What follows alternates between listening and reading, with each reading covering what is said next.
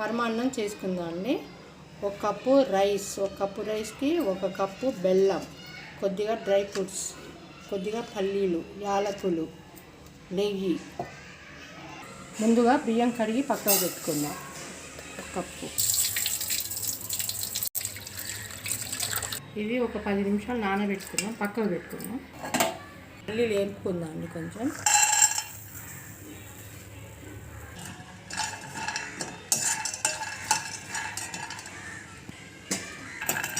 వేపుకొని పక్కకు పెట్టుకుందాం.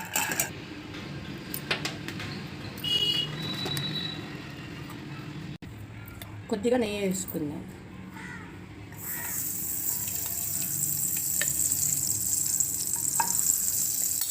కొద్దిగా డ్రై ఫ్రూట్స్ వేసుకుందాం అండి. తీసేద్దాం.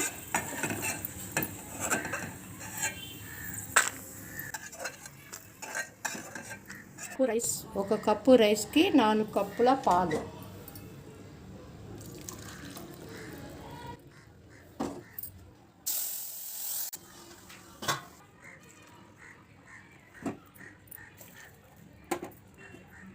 గ్లాసులో నీళ్ళు.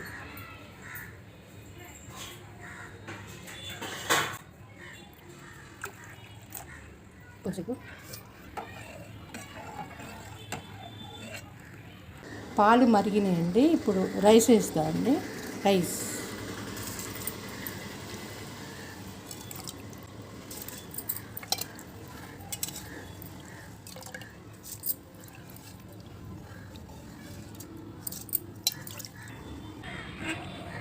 ఒకసారి కలుపుకుందాం అండి, ఉండలు లేకుండా.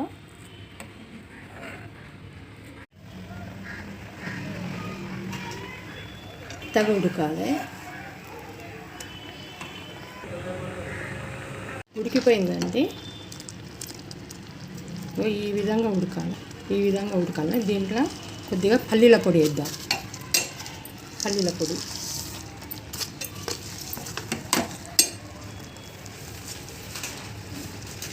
కొద్దిగా యాలకులు, ఈ డ్రై ఫ్రూట్స్. గ్యాస్ ఆఫ్ చేసి చల్లగా అయినాక బెల్లం వేసేద్దాం.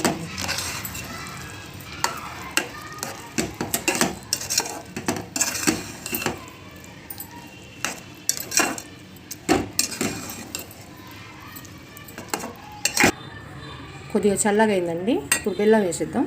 ఒక కప్పు రైస్కి ఒక కప్పు బెల్లం. పాలు విరుగా ఇట్లా వేస్తే కలుపుకుందాం.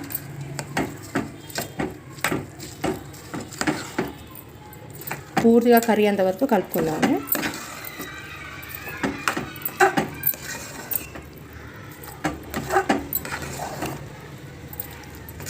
ఒక స్పూన్ నెయ్యి వేద్దామండి.